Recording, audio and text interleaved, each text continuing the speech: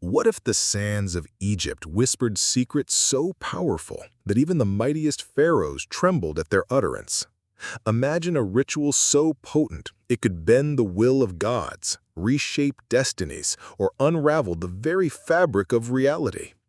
These were the forbidden ceremonies of ancient Egypt, mystical practices shrouded in shadow, banned by decree, yet pulsing with an otherworldly energy that still echoes through time.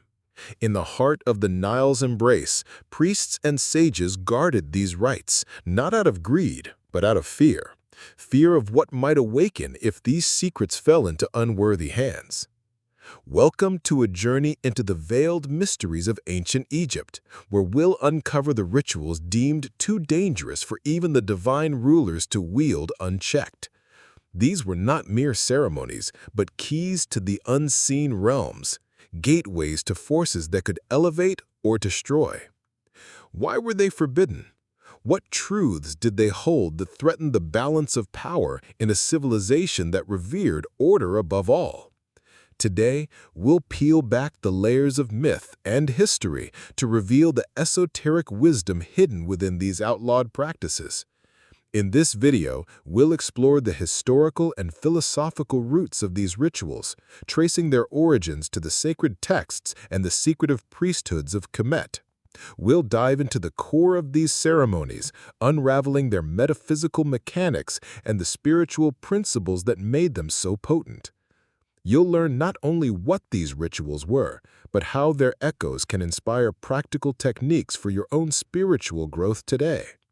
From the shadowed halls of Thebes to the starlit altars of Memphis, prepare to step into a world where the divine and the forbidden intertwine. Let's begin this descent into the unknown together. In the twilight of ancient Shemet, where the Nile's lifeblood nourished a civilization that danced between the mortal and divine, the forbidden rituals were born in secrecy. These were not the grandiose public ceremonies honoring Ra or Osiris, witnessed by thousands beneath the sun's unyielding gaze. No, these were the shadowed rites, whispered in the inner sanctums of temples, performed under the cloak of starlight by priests who understood the cosmos as a living tapestry of power. To grasp why these rituals were banned, we must first step into the world of ancient Egypt, a world where every act, every word was a thread in the delicate balance of Ma'at, the cosmic order that held chaos at bay. The ancient Egyptians believed the universe was governed by a divine equilibrium, a harmony maintained by gods, pharaohs, and priests. Texts like the Book of the Dead and the Pyramid texts reveal a culture obsessed with bridging the seen and unseen worlds. Rituals were not mere performances, but acts of creation, aligning human will with divine intent. Yet, within this sacred framework, certain ceremonies were deemed too potent, too disruptive to this balance. The coffin texts, etched into the sarcophagi of nobles, hint at these practices, spells to command the stars, to summon the raw essence of creation, or to commune directly with the chaotic forces of the Duat, the underworld. Such power, the priests warned, could tip the scales of Ma'at, inviting destruction. Historically, these rituals were guarded by the priesthood of Amun and the enigmatic order of the Hemnecher, the servants of the god. These elites, trained in the houses of life, ancient scriptoria where sacred knowledge was preserved, knew the dangers of unchecked power. Herodotus, the Greek historian, wrote of Egyptian priests who spoke of secret rites that could move the heavens, but were forbidden to all but the initiated. The pharaohs, as divine rulers, enforced bans on these practices, not out of piety alone, but to protect their authority. A ritual that could grant a commoner the power to rival a god threatened the very hierarchy of Kemet. Philosophically, these rituals embodied a paradox. To wield divine power was to risk becoming divine oneself, a blasphemy against the gods who ordained the pharaoh's rule. Yet the allure of these practices lay in their promise of transcendence. They were rooted in the Egyptian concept of Heka, the divine magic that permeated all existence. Heka was not mere sorcery, but the primal force of creation, the breath of Atum that shaped the world. The forbidden rituals, unlike sanctioned ones, tapped directly into this raw, unfiltered energy. They were acts of rebellion against the divine order, seeking to rewrite the laws of reality itself. Why were these rituals so feared? Consider a river. Its flow sustains life, but if diverted recklessly, it floods and destroys. The forbidden rituals were like diverting the Nile of Heka, capable of nourishing the soul or drowning it in chaos. The priests who practiced them were said to walk the edge of eternity, their minds teetering between enlightenment and madness. By banning these rites, the pharaohs sought to preserve the stability of their world, but in doing so, they buried knowledge that could unlock the deepest mysteries of existence. As we move forward, we'll explore the core of these rituals, their mechanics, their symbols, and the spiritual truths they revealed. But for now, let the weight of their history settle in your mind. These were not mere ceremonies, but keys to a power so vast it frightened even those who ruled as gods. The forbidden rituals of ancient Egypt were not mere spectacles of incense and chant. They were intricate alchemical processes, weaving human intention with the primal forces of the cosmos. To understand their power, imagine a loom where each thread is a vibration of Heka, the divine magic that flows through all things. These rituals were the art of threading this loom, crafting patterns that could summon gods, shift destinies, or pierce the veil between worlds. Their potency lay in their precision, their danger, and their potential to unravel the very fabric they wove. Let's unravel the first layer of these ceremonies, exploring their core concepts and the spiritual mechanics that made them both revered and feared. At their heart, these rituals were built on the principle of sympathetic magic, the belief that like affects like, that a symbol could channel the essence of what it represented. A priest carving an ankh into a ritual dagger wasn't merely decorating. They were infusing the blade with the essence of eternal life, making it a conduit for divine power. The forbidden rituals took this principle to its extreme, using symbols, words, and actions to manipulate the unseen currents of the universe. One such ritual, hinted at in fragmented texts like the Papyrus of Ani, involved the opening of the mouth, a ceremony typically used to animate statues of the dead. But in its forbidden form, this rite was said to awaken not just statues, but the very Ka, the soul of a living person, granting them godlike awareness or control over others. The mechanics of these rituals relied on three pillars: intention, alignment, and invocation. First, intention was the spark. The priest had to hold a singular, unwavering focus, their mind a polished mirror reflecting divine will. A scattered mind could fracture the ritual, inviting chaos. Consider a modern analogy: programming a computer. A single misplaced line of code can crash the system. So too could a faltering intention disrupt the flow of Heka. Second, alignment required synchronizing the ritual with cosmic rhythms, lunar phases, star alignments, or the inundation of the Nile. The priests used tools like the Merkhet, an ancient astronomical device, to time their rites with celestial precision, ensuring the universe itself amplified their work. The third pillar, invocation, was the most perilous. This involved chanting words of power, syllables believed to carry the vibrational essence of creation. These were not ordinary words, but fragments of the divine language spoken by Atum at the dawn of time. In the forbidden rituals, priests might invoke names of deities like Set or Sekhmet, whose chaotic or destructive energies were rarely called upon in sanctioned rites. For example, A ritual to harness Set's stormy power might involve reciting his secret names under a blood-red moon, surrounded by obsidian mirrors to reflect his force inward. Such acts could grant visions of the future or dominion over natural forces, but a misstep could unleash Set's wrath, consuming the practitioner.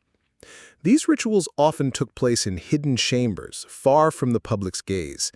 The Temple of Ptah in Memphis, with its labyrinthine undercroft, was rumored to house such rites. Here, priests worked in near darkness, their only light from flickering oil lamps inscribed with protective sigils. The air was thick with myrrh and natron, purifying the space for communion with the divine. One documented ritual, the binding of the shadows, aimed to trap a person's shadow, believed to house part of their soul, in a vessel of polished hematite.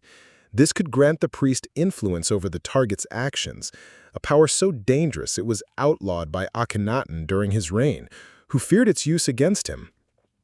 Why were these rituals so effective? They bypassed the intermediaries of sanctioned religion, the gods, the pharaohs, and tapped directly into the source of creation. They were like drawing water straight from the wellspring, rather than waiting for it to trickle through a canal. But this directness came at a cost. The rituals demanded immense discipline, as the energies they summoned could overwhelm an unprepared mind. A priest performing the rite of the 7 stars might align with the Pleiades to gain cosmic insight, but without proper grounding, they risked madness, their souls scattered across the heavens.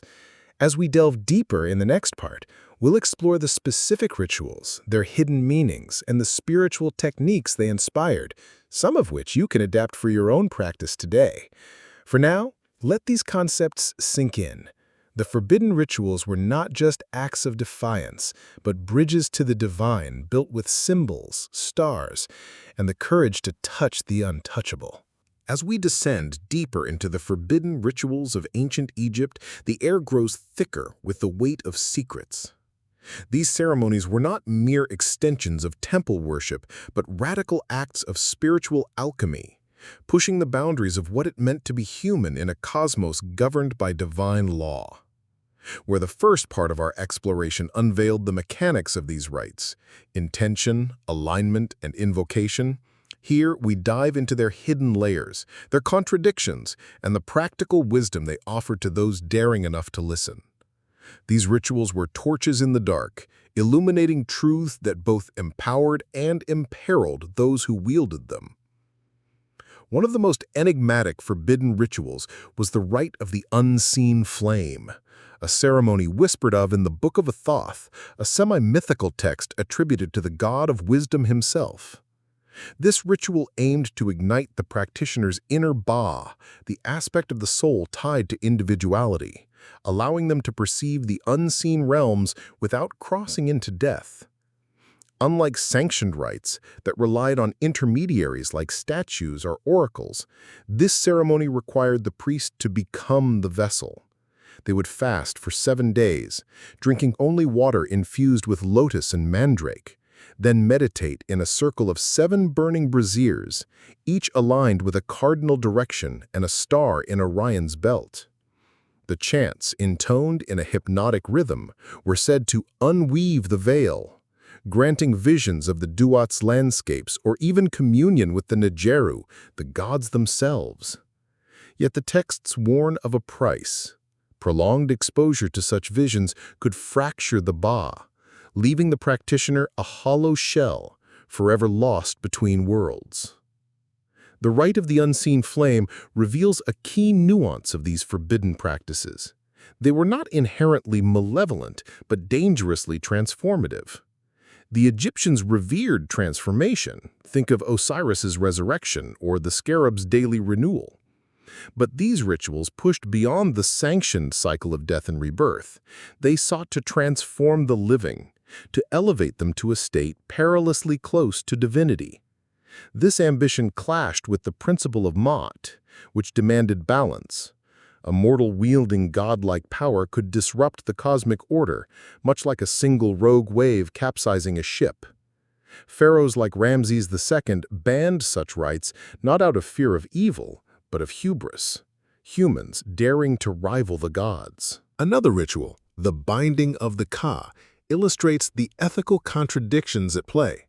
This rite, referenced in obscure inscriptions from the Temple of Karnak, allowed a priest to tether another's Ka, their life force, to a physical object, such as a Shakti figurine or a sealed amulet. The purpose varied. Some used it to protect a loved one's soul after death, ensuring their Ka remained anchored to the living world. Others, more darkly, used it to control or curse. The ritual required a drop of the target's blood, a lock of hair, or even their true name, elements believed to carry the essence of the Ka. By chanting specific invocations under a waning moon, the priest could bind the Ka, granting them influence over the target's thoughts or actions. Such power was intoxicating but treacherous. A mispronounced syllable could rebound the spell, binding the priest's own Ka instead. These rituals' complexity is evident in their use of sacred geometry and numerology. The number 7, tied to the 7 celestial bodies visible to the naked eye, recurred often. In the Rite of the 7 Veils, priests arranged 7 linen strips, each inscribed with a glyph of a different god, in a heptagonal pattern. By walking this pattern while chanting, they could allegedly part the veils of reality, accessing hidden knowledge or even glimpsing future events. This ritual, banned by Thutmose III, was said to have predicted the fall of dynasties, making it a threat to royal authority. The use of geometry here mirrors a modern analogy. Think of a computer algorithm where precise inputs yield predictable outputs. The priests treated the cosmos like code, their rituals the syntax to hack its deeper truths. For modern seekers, these rituals offer practical lessons, even if their full execution remains lost to time. The Rite of the Unseen Flame inspires meditative practices. Try visualizing a flame at your heart center during meditation, focusing on a single intention to sharpen your inner clarity. The binding of the Ka reminds us of the power of intention over others. Use affirmations or visualizations to send positive energy, but always with respect for free will. These adaptations ground the ancient in the now, letting us touch the forbidden without crossing into chaos. Yet the ritual's greatest lesson is their warning. Power without discipline is a flame without a lamp. The priests knew this, etching their cautions into stone. As we explore these rites, we must ask ourselves, are we seeking wisdom or merely power? The answer determines whether we illuminate the path or burn it down. In our conclusion, we'll weave these threads together, offering a final reflection on how these ancient secrets can guide us today. The sands of time have buried many secrets, but the forbidden rituals of ancient Egypt still whisper to those who dare to listen. We've journeyed through the shadowed halls of Kemet, uncovering ceremonies so potent they were outlawed by pharaohs who feared their power to reshape reality itself. From the historical weight of these rites, rooted in the cosmic dance of Ma'at and Heka, to their intricate mechanics, intention, alignment, invocation, we've seen how they wove human will with divine force. We explored the rite of the unseen flame, igniting the soul's vision, and the binding of the Ka, tethering life itself, each a testament to the Egyptians' audacious quest to touch the divine. These were not mere rituals, but keys to the unseen, unlocking doors that could lead to enlightenment or ruin. What lingers is their dual nature, a promise of transcendence and a warning of hubris. These ceremonies, banned for their potential to disrupt the cosmic order, remind us that true power lies not in domination, but in harmony. The priests who dared these rites walked a razor's edge, their hearts aflame with ambition, yet grounded by discipline. Their legacy offers us a mirror. What do we seek when we reach for the forbidden? Is it wisdom to illuminate our path, or power to bend the world to our will? The answer shapes our destiny, just as it did theirs. For you, modern seeker, these ancient practices hold practical echoes. Meditate on your inner flame, as the Rite of the Unseen Flame suggests. to sharpen your focus and glimpse your deeper truths. Use intention, like the priests, to align your actions with purpose, but always with respect for the balance of life. Reflect on the binding of the Ka, not to control, but to send light to others through compassion and mindfulness. These are the gifts of Kemet, distilled through millennia, waiting for you to claim them with humility. As the Nile flows eternal, so too does the wisdom of these forbidden rites. They remind us that the greatest mysteries are not found in defying the gods, but in understanding our place within their vast design. So pause now. Look within. What forbidden truth calls to you, and how will you answer? Let this question be your guide, a star in the night sky of your soul, leading you toward wisdom that endures beyond the sands of time. Subscribe, reflect, and share your thoughts below. Let's keep unveiling the mysteries together.